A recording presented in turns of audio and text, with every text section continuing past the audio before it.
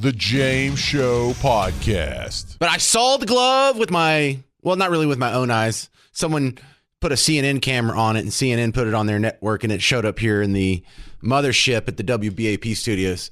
But I saw the glove, and it looks like a little latex plastic glove or whatever, like the dude had on in the door cam video. So closer there. There's probably some DNA in there. They'll get some DNA from that. They'll get some DNA from Tommaso, the brother-in-law, and they'll make that connection, and then he'll probably have to confess, or he'll clam up and get a lawyer, and then we know he's guilty. And so that's, I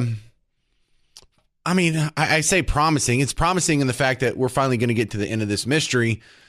I am still concerned that Nancy Guthrie may not still be alive. We still don't have proof of life. And so I think that is, if I could ask for anything next, can we see if this lady's still alive? Here's a great summary from WFAA this morning. The search for the mother of Today Show anchor Savannah Guthrie, Nancy Guthrie, now 12 days since that disappearance. Still no answers. The FBI says it just wrapped up an extensive search of her neighborhood, combing through anything that could point to who took her. Authorities say thousands of tips have come in, and they're still following up on leads. I want to welcome back ABC senior investigative correspondent Aaron Katersky to Daybreak. He joins us live from Tucson this morning. We have seen the investigation ramp up, it feels like, in the past 24 to 48 hours. Aaron? There have been some visible, public searches of this quiet desert neighborhood, Mark. The FBI went through not just here around the house, but they were in the surrounding area. They went through these dry drainage basins. They went through the roadside brush, and they picked up, among other things, a couple of black gloves, according to the local sheriff, and they are now being tested to see if they have anything to do with the case or whether they're just debris on the side of the road. Remember, the individual that was seen on Nancy Guthrie's front door through her doorbell camera was wearing gloves along with a mask and a backpack, and those images are being analyzed frame by frame for any identifying feature. If somehow it's determined the gloves are relevant to the case, that would certainly be a big break for investigators, because so far the investigation has seemed rather stunted with no suspects and no sign of Nancy Guthrie. All right, let me show you a couple things we learned from Nancy Grace being on Hannity last night. I apologize for the people that listened to the 9 o'clock shift here. I know I'm repeating some of this content, but I think less than 20% of people heard this. So let me play it for the other 80% and get them caught up. There's 3 clips. This first one's kind of long, but covers a lot of good ground. Absolutely. And Shaw, before I was a state violent crimes prosecutor in Fulton Superior Court, that's inner city Atlanta, I was a Fed for 3 years. And I know the Feds have far-ranging capabilities. Yes, the Feds Bigfoot you. They act like they know it all. Guess why? Because they do know it all. I've been on both sides of that coin. I get it. But had they been brought in earlier, and that's woulda, coulda, shoulda, deal with that later, find Nancy now. But clearly, the Feds had the capability to get into that vast, vast bank of knowledge of Google, which has partnered with Nest. Nancy Guthrie had a Nest surveillance system in her home, nanny cam, so to speak. And they went through, think of it. You remember, what's his name? Indiana Jones and the Lost Ark. Remember at the end when the Ark was actually put in a box way down the end of a hallway at the end of a giant warehouse, never to be seen again. All right? That's what it's like times 10. So she seems to be optimistic, the fact that not only are the Feds helping out, but they have these tools at their disposal that seem to be working. The one thing she was suspicious about, a lot of us are suspicious about, the ransom notes, the one that got sent to TMZ. Why would you send a ransom note to a media outlet? Wouldn't you send it to the people you're asking for money? For some reason, my instinct is it's BS. I don't necessarily feel that way about the other ransom notes that Levin got, K-Gun got, KOLD got. I don't feel that way about them because Savannah Guthrie took them seriously. And if she took them seriously and responded to them, that means law enforcement was taking them seriously. There was something about them that had the indicia of reliability. All right, so that one's fake, but the other ones seem to be fake because she's right. If Savannah's taking them serious, that means law enforcement's taking them serious.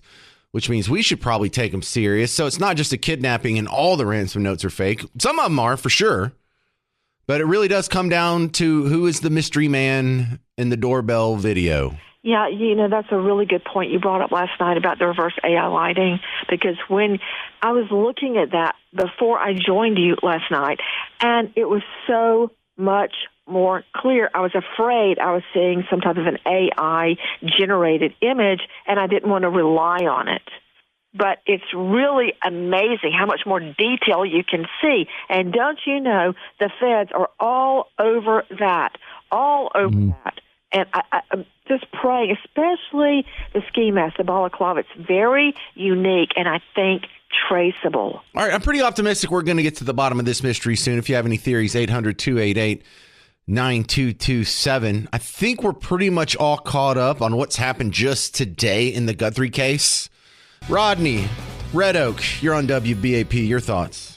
Yes, sir. I got a question. I just looked at my Robinhood account. A Bitcoin is $65,899 right now. Yes. So if you had that information, why would you not just call the authority and say, hey, give me that $50,000 tax free, and I'll tell you where she's at? Is it really $16,000 more you got to have to give this information?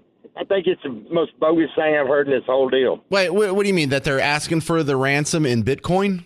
Yeah, they're asking for it in Bitcoin. When there's 50,000 there, you can get legitimately. You're going to be anonymous, and you can just get $50,000 and go on about your business. Why do you have to ask for a Bitcoin? You ask for a Bitcoin because you don't know where she's at. Yeah, but get some money. That's why. Right, but if you call in the reward and you're the bad guy, then that puts you on the policeman's radar. They're going to look you up. They're going to say, "How do you know this?" And if you say, "Well, she's in my basement," I don't think you're going to get the reward. Yeah. No, I think the bad guy wants the $6 million in Bitcoin, not one. He just changed from wanting $6 million or $5 million roughly. Now he only wants 60,000. Oh, I didn't know he switched it to 60,000. Yeah, there's a person that says that they know where she's at for one Bitcoin. They'll get that information up. That's the third ransom. Oh, no. Actually, I'm sorry. I know what you're talking about now. That's a story from 2019. And back then, a Bitcoin was just, I think it was only $8,000. You know what? I actually had that pulled for later in the show, so I can get everyone caught up on this. Hang on, where'd I put that? All right then. Hang on, let me see where. Did I not edit that yet? I'm pretty sure I did. Let me find this. They've been saying on the radio all day today that there's a new ransom note, and the person wants just one Bitcoin. They know where she's at. Yeah, here it is. They'll let them know. So this is a report from KOAT, and this is the ransom for the Epstein videos. Oh, okay. Let me play this because you're confusing my top two stories today. Millions of pages of documents related to Jeffrey Epstein, providing more information on the convicted sex offender's crimes. Among the files, claims bodies are buried near Epstein's Zorro Ranch in Santa Fe County. Tonight, the state land commissioner demanding an investigation. I'm going to keep asking questions and keep poking around until I get an answer. Those coming from an anonymous email in 2019 addressed to a local radio host. Malia Chavez spoke with him and has the details of that email. Yeah, Doug, Shelley, we're also hearing tonight from the Attorney General's office, who says it takes these allegations seriously, but needs more information to do something about it. Eddie Aragon says it was early in the morning in November 2019 when he got this email from someone claiming they were a former staffer at Zorro Ranch. Writing, "Did you know somewhere in the hills outside of the Zorro, 2 foreign girls were buried on orders of Jeffrey and Madam G. Both died by strangulation during rough fetish sex." I got the email. I was startled. The emailer says they had 7 sex videos, including some with minors, but never actually sent the footage, asking Aragon for digital currency Bitcoin.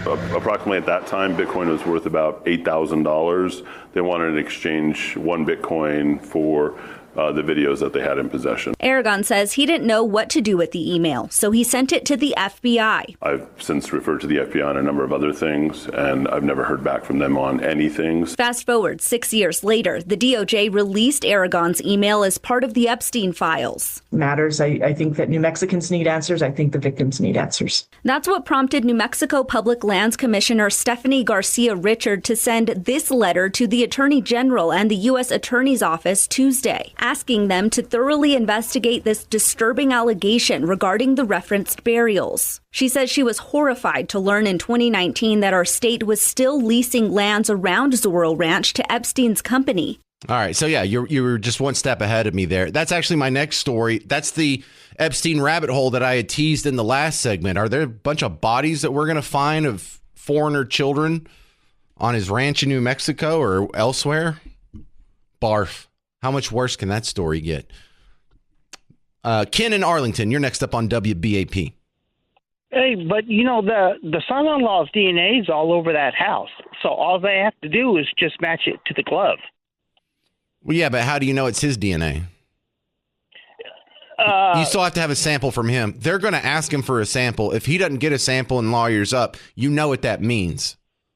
Well, the son-in-law's DNA would be in that house if he dropped her off and got a glass of water and left and then came back or whatever. Of course, his DNA is going to be in the house, but how do you know it's his? If it matches to that glove, if they do the testing on that glove, so if there's his DNA's in that glove, then there's DNA in that house. Well, that means the guy that was wearing the glove was also in the house, but we still don't know it's his. We have to get a sample from him. We have to either do the cheek swab right here with his permission, or if there's some other way we can get a sample, like if he's already in a database or he did 23andMe back in the day. We still have to get something to link it to him. But you're right. This definitely puts us a step closer with DNA evidence in the glove that can be matched within the house. I'm just waiting. If he doesn't get arrested from the DNA in the glove and all that other stuff, he's going to try to get off. His lawyer's going to get off, and they're going to pull Johnny Cochran. If the glove doesn't fit, you must have quit, right? Is that what you're going to say? Yeah. Yeah. Well, I mean, look, he could have hired someone to do it on his behalf and still be the guilty party, and the DNA doesn't match him. But you're right. We've got to be getting close to this guy. Yeah. And, it's only a matter of time. And I think, why are they in that house now? Yeah, the third time or? For the third time. I mean, it's reported that she's missing. Okay. Did they take it based upon she's missing and they searched the house? Or she's missing and didn't search the house. She might be in the house. No, I doubt she's in the house. Her pacemaker wouldn't have untethered from the Bluetooth. Well, I think she's actually probably in, what do you call those things? It's not a safe space, but it's... Panic room? A panic room, or not in the house, but, like maybe abandoned house somewhere to where, okay, we got our money. Okay, she's 2 blocks away in this abandoned house. Okay, like a safe Stash house. Hey, Ken, you're in Arlington. You going to come to the Parker Pour next Thursday? It's in Fort Worth.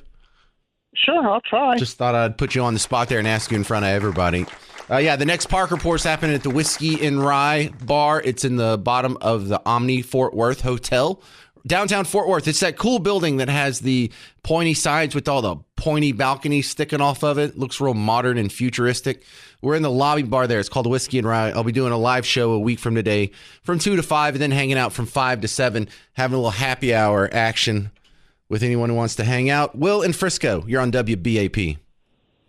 Hey, like I told your screener, I think what the gentleman before was referring to about a night or two ago on Hannity or maybe the 5, somebody had sent a ransom for a Bitcoin, which they said would only be like $65,000 or $67,000 at the time. So that person would only make like $15,000 or $17,000 on it, and they were like, because the $50,000 reward, if they just turned it in, a lot of the rewards now, a lot of people aren't getting, or they're having to pay taxes on it. And then somebody else had said, well, geez, how about your conscience? If you know where somebody's at, $50,000. So I don't know if that was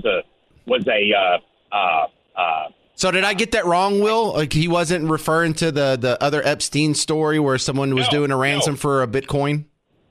Correct. Okay. You're mistaken not in a negative way, but you're mistaken playing that video about Epstein, what that gentleman before me was talking about with the Bitcoin. Well, thanks for fixing that. I get stuff wrong all the time. I think people are too hesitant to call in and correct me because they don't want to seem rude. But I'm sure everyone else saw that. So thank you, Will. Yeah, you bet. Thanks. Bye-bye. All right. 800-288-9227, 800-288-9227. We'll continue with the Guthrie conversation if you want to have some more input there. But also, I do want to get to that Epstein rabbit hole, because I think that's a real possibility with all the just absolutely evil, gross stuff that we're seeing coming out of the Epstein files. Are we going to find bodies? So they're widening their search for evidence, asking for all Ring doorbell camera footage from the entire month of January, which is really the only evidence we have that they're not closing in on the guy. You know, that's not what they would be saying if they were putting the finishing touches on a case. That would be as if they hit a dead end. I don't think that's the case, though. I think they know a lot more than they're telling us, or I hope. But the new evidence that we have today, they put up a tent outside the entrance where you got the doorbell camera footage of Mystery Man in the ski mask. They found a glove in a search of the roadways within proximity to Nancy Guthrie's house. Some people think that they're about to nail the killer or the abductor. We're all speculating on whether or not she's alive. We still have no proof of life. But I will keep you updated. And I'm really interested, now that you know what I think, to hear what you think. John, Stephenville, you're on WBAP. Hey, James, thanks for taking the call. I was just wondering, watching the video footage on TV, it looked to me yesterday like the pool in the backyard is covered. It may not be, but, you know, have they actually checked? I would assume they have. In fact, I would assume they would have brought by a cadaver dog, and a cadaver dog would have found that in a second. Yeah. Okay. Well, just, you know, since they're focusing now so much more on the house, just makes me wonder.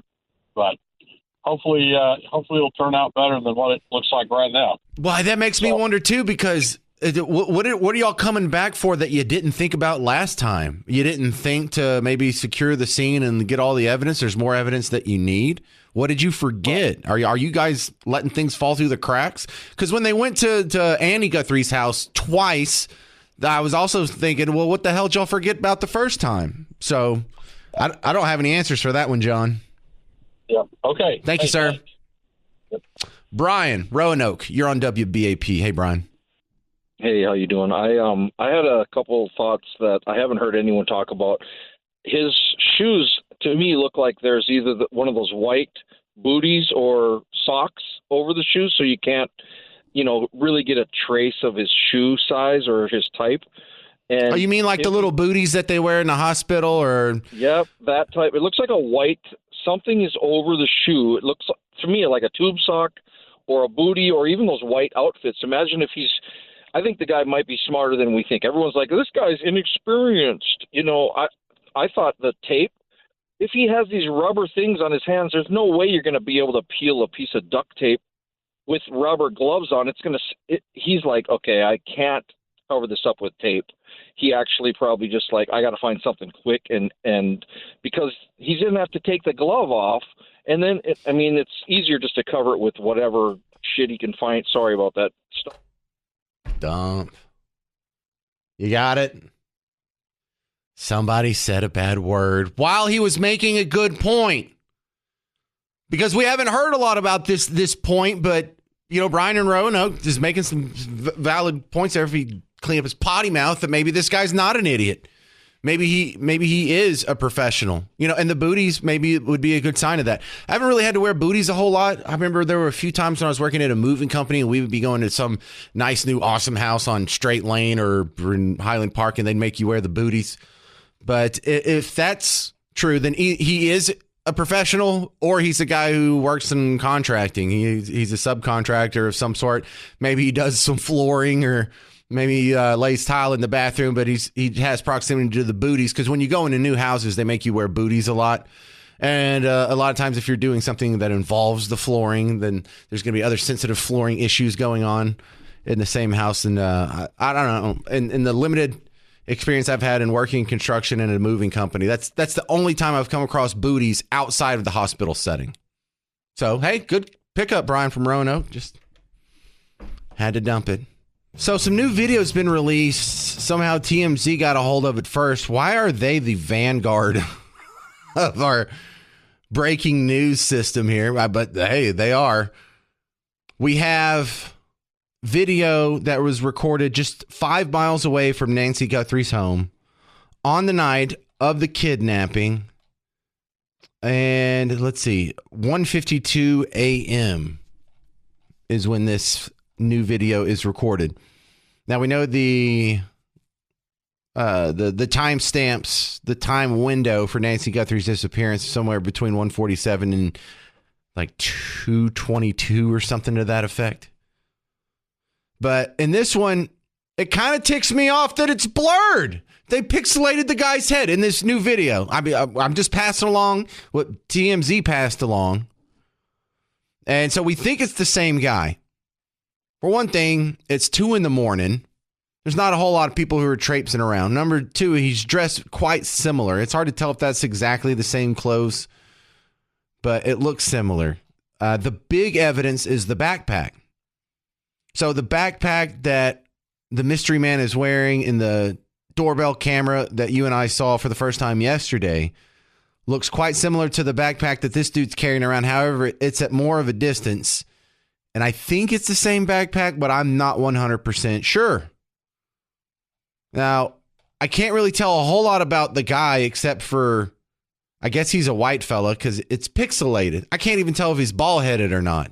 Can't tell if he has a mustache, nothing. So it kind of ticks me off. Why release this? Just to let us know you're getting closer?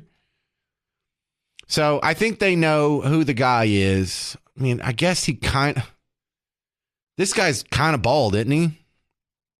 And so what about Tommaso? Does that match up with what he's got going on? So far, yes, but we'll see. They didn't tell us the details. They just said it was 5 miles away. Well, is he at his house? Is he at Annie's house? Is he at somebody else's house? Why is he at someone else's house? Because he's under someone's carport is what it looks like. And he has 2 backpacks, and one of them he's chunking over the backyard. So, I don't know. But if you want to go see it yourself, WBAP.com. You can click through. There's a link there to the video on YouTube. Tell me what you think. Heath, Fort Worth, you're on WBAP. Hey, Heath. Hey, James, I love your show. I hope they get that guy because I'm tired of hearing about it. Well, you say that. You should see what our website traffic is telling us on the back end here. People say, oh, I don't care about that. Yeah, you do. Yeah. Well, I care about it, but it's just been overwhelming. Anyway, the reason I've got 2 subjects I was calling you about. The school shooting and the lack of reporting on that. I feel like that's, one of the main reasons this country, we're living in 2 different countries is because of the bias in the media and the way that they pick and choose what they're going to report and for what narrative. Well, that only works one way. The interesting position you and I are put in, Heath, in Fort Worth, that the ubiquitous ideology, just default ideology of all of the entertainment world and news world and media world and really political world, it's all lefty. You and I can't live in a bubble. It's impossible for us to live in a bubble. If we want to try and live in our own bubble, it's busted every time we turn on any news channel but Fox News. And I'm not talking about M. Snow or CNN. If you go to ABC, NBC, CBS, none of them have had a registered Republican as an evening news anchor in the 100 years of television broadcasting. All right, so we're really in 75 years of television broadcasting. It just hadn't happened once. So we can't live in a bubble. We are always 100%, almost 100% of the time, presented with their side of the story first. And then we have to go dig because we find that, well, that doesn't sound right. So it's impossible for us to live in a bubble. We can't. Every time we turn on Netflix and watch the show, there's some gay couple kissing, or there's a trans character, or there's LGBT the indoctrination that's in our kids' cartoons now. It's only possible to live in a blue bubble in modern America. It is only possible for them, and it works. There was some lady that did a study, and then Newsbusters went and backed it up. On Apple News, the default news app that comes with iPhones, in their featured stories over the last 100 days or whatever, it was 100% from left-leaning sites and not one from a right-leaning site. So, yeah, people are getting 100% biased news, and it's important that they do that. It's important that they only tell you about when cops kill a black person, not when cops kill a white person, unless it fits the narrative, like if it's an ICE situation. But we've had guys that were like in Dallas. Do you know the name Tony Timpa? Mm-hmm. Yeah, he's an example that gets brought up a lot because a year or two before George Floyd was killed by a cop having a knee in his back, and he was overdosing on drugs. And hey, maybe the cop induced the heart attack or whatever that caused it. Maybe he would have died anyway, but we really don't know. An almost identical situation happened off Mockingbird here in Dallas 2 years before that, where some guy was wigging out on drugs and a cop came and put him down on the ground and put a knee in his back, and he ended up dying too. There's video of it, and you can hear the cops talking. They're kind of making fun of him. Oh, did he fall asleep? Hey, get up. It's time to get ready for school. They're just having a little bit of fun with it. Didn't make national news. But why didn't it make national news? Narrative. Yeah, it didn't fit the narrative. And if our black neighbors saw that, they might finally start to get the point, if they saw the news the way we saw it, that we're not against them. Not only do we not hate them, we're on their side. They should be voting with us. Our policy prescriptions would give them a better standard of living than the crap they've been voting for the last 60 years. And so they just can't let them know. They can't let them know that their complaints about gun control mean nothing, because this can also happen in Canada. They can't let them know that maybe the trans situation we have is a little more dire and not so fun as it's being presented. They just can't let them know. And if one day we're going to pierce that bubble and that veil comes down, and I don't think it'll ever come back, but I can't wait till that day comes, Heath. Me either, man. And the second thing I wanted to bring up is about the school walkouts. My son goes to North Crowley. He's a junior at North Crowley. He's starting center for their varsity team, and they're a big sports guy. Yeah. And I keep him on 360. And I saw about 2:00 he was not at school. I'm hitting him up, and he's like, "Oh, Dad, they had a walkout, so I went to Chick-fil-A and this and that. Man, I'm giving you 15 minutes to get your ass back in class, or we're going to get your truck taken away for a week."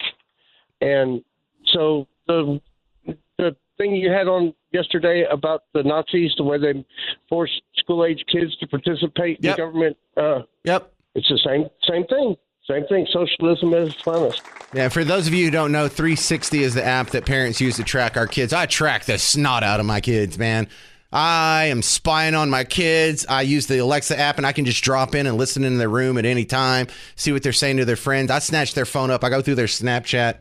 Oh, man, the people act like, oh, it must be so hard to be a parent these days, trying to keep up with all this social media and stuff. So are you kidding? My parents had no idea. When I left the house, my parents had no idea where I was. None. They couldn't get a hold of me. I just came home whenever I wanted to. They didn't have a phone. They couldn't track me. I could just say, no, I'm having Bible study. That's right. We're at church on a Thursday. Yeah, till 2 a.m. That's the ticket. Oh, it's so easy being a parent. So easy being a parent. So we have a man in the video. He's got 2 backpacks, and it's 5 miles away from Nancy Guthrie's home. Around the time of her disappearance, or her suspected disappearance, a few minutes before the pacemaker untethers from her Bluetooth.